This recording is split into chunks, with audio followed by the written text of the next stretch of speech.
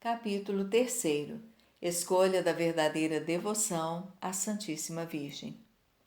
Conhecidas estas 5 verdades, é preciso mais do que nunca fazer agora uma boa escolha da verdadeira devoção à Virgem Santíssima, pois como jamais pululam falsas devoções a Maria Santíssima, as quais passam facilmente por devoções verdadeiras.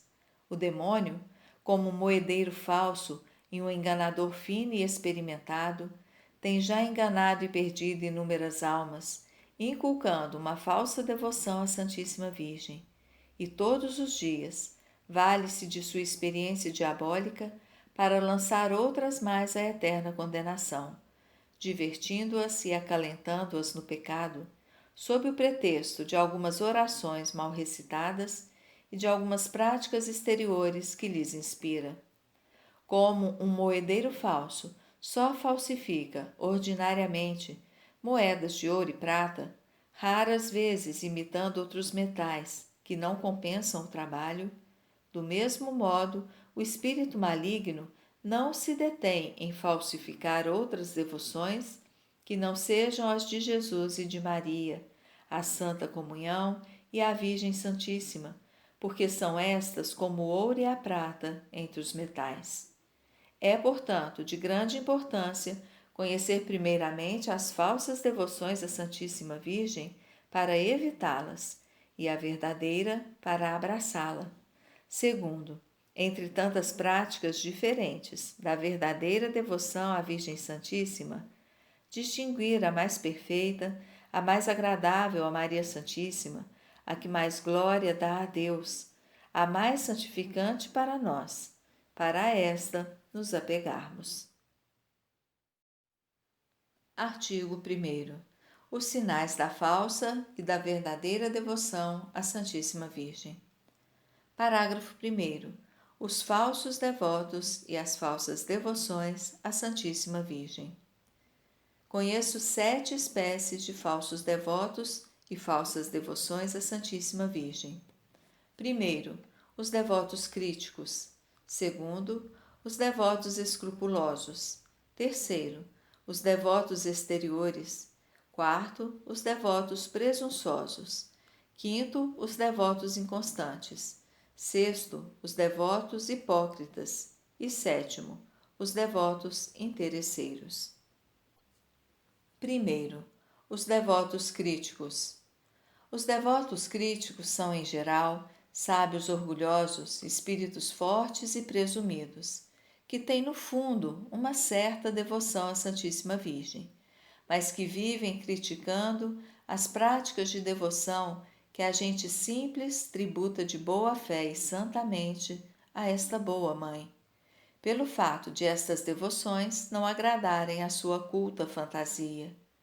Põem em dúvida todos os milagres e histórias narrados por autores dignos de fé ou inseridos em crônicas de ordens religiosas, atestando as misericórdias e o poder da Santíssima Virgem.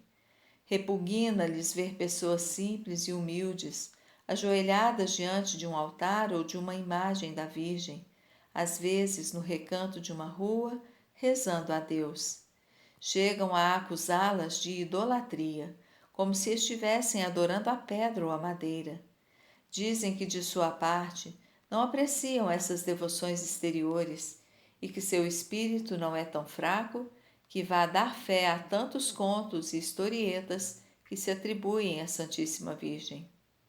Quando alguém lhes repete os louvores admiráveis que os santos padres dão à Santíssima Virgem, respondem que são flores de retórica ou exagero, que aqueles escritores eram oradores, e dão então uma explicação má daquelas palavras.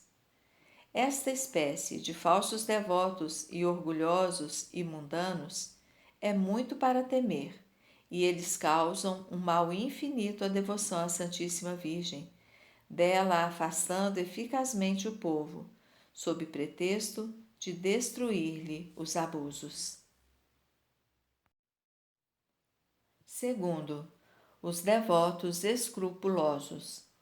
Os devotos escrupulosos são aqueles que receiam desonrar o filho honrando a mãe, e rebaixá-lo se a exaltarem demais.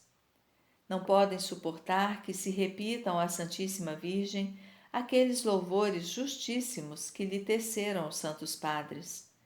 Não suportam sem desgosto que a multidão ajoelhada aos pés de Maria seja maior que ante o altar do Santíssimo Sacramento, como se fossem antagônicos, e como se os que rezam à Santíssima Virgem não rezassem a Jesus Cristo por meio dela.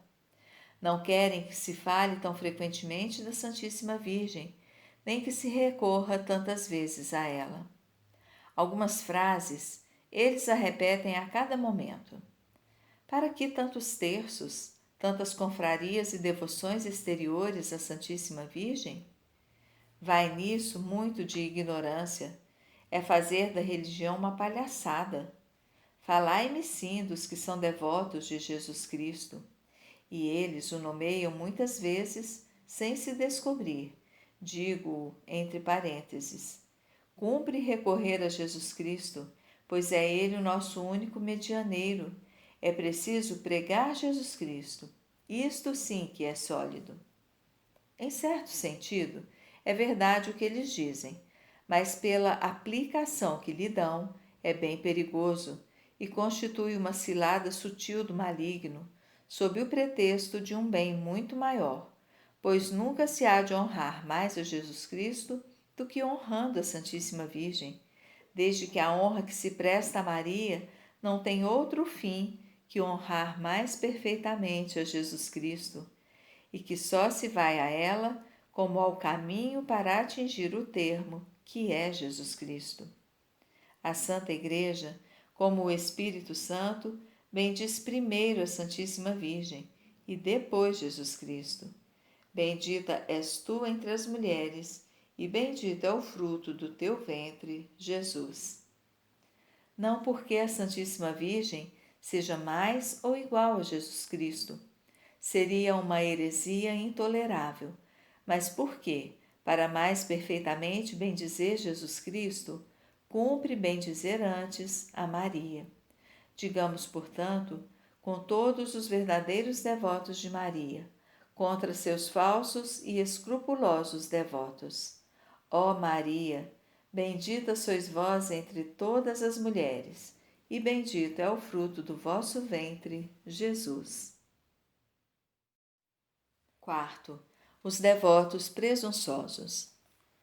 Os devotos presunçosos são pecadores abandonados às suas paixões, ou amantes do mundo, que, sob o belo nome de cristãos e devotos da Santíssima Virgem, escondem ou o orgulho, ou a avareza, a impureza, a embriaguez, ou a cólera, ou a blasfêmia, ou a maledicência, ou a injustiça, etc., que dormem placidamente em seus maus hábitos, sem se violentar muito para se corrigir, alegando que são devotos da Virgem, que prometem a si mesmos que Deus lhes perdoará, que não hão de morrer sem confissão e não serão condenados, porque recitam seu terço, jejuam aos sábados, pertencem à confraria do Santo Rosário ou do Escapulário, ou a alguma congregação, porque trazem consigo o pequeno hábito ou a cadeiazinha da Santíssima Virgem e etc. Quando alguém lhes diz que sua devoção não é mais que ilusão e uma presunção perniciosa capaz de perdê-los, recusam-se a crer. Dizem que Deus é bom e misericordioso e que não nos criou para nos condenar, que não há homem que não peque, que eles não hão de morrer sem confissão, que um bom eu pequei, a hora da morte basta.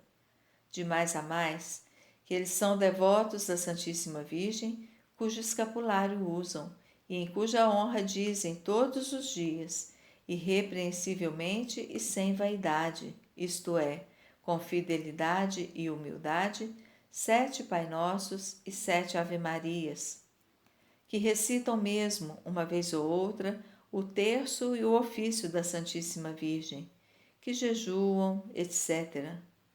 Para confirmar o que dizem e mais aumentar a própria cegueira, relembram umas histórias que leram ou ouviram, verdadeiras ou falsas, não importa, em que se afirma que pessoas mortas em pecado mortal, sem confissão, só pelo fato de que em vida tinham feito algumas orações ou práticas de devoção à Santíssima Virgem, ressuscitaram para se confessar, ou sua alma permaneceu milagrosamente no corpo até se confessarem, ou ainda, que pela misericórdia da Santíssima Virgem obtiveram de Deus, na hora da morte, a contrição e o perdão de seus pecados e se salvaram. Eles esperam, portanto, a mesma coisa. Não há no cristianismo coisa tão condenável como essa presunção diabólica. Pois será possível dizer de verdade que se ama e honra a Santíssima Virgem, quando pelos pecados se fere, se traspassa, se crucifica e ultraja impiedosamente a Jesus Cristo, seu Filho? Se Maria considerasse uma lei salvar essa espécie de gente, ela autorizaria um crime, ajudaria a crucificar e injuriar seu próprio filho. Quem o ousaria pensar? Digo que abusar assim da devoção à Santíssima Virgem, a mais santa e mais sólida, depois da devoção a Nosso Senhor e ao Santíssimo Sacramento, é cometer um horrível sacrilégio, o maior e o menos perdoável, depois do sacrilégio de uma comunhão indigna.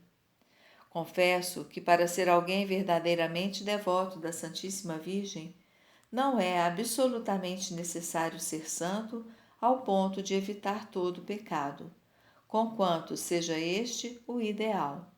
Mas é preciso, ao menos, note-se bem o que vou dizer. Em primeiro lugar, estar com a resolução sincera de evitar ao menos todo pecado mortal, que ofende tanto a mãe como o filho. Segundo, fazer violência a si mesmo para evitar o pecado. Terceiro, filiar-se a confrarias, rezar o terço, o Santo Rosário ou outras devoções, jejuar aos sábados, etc.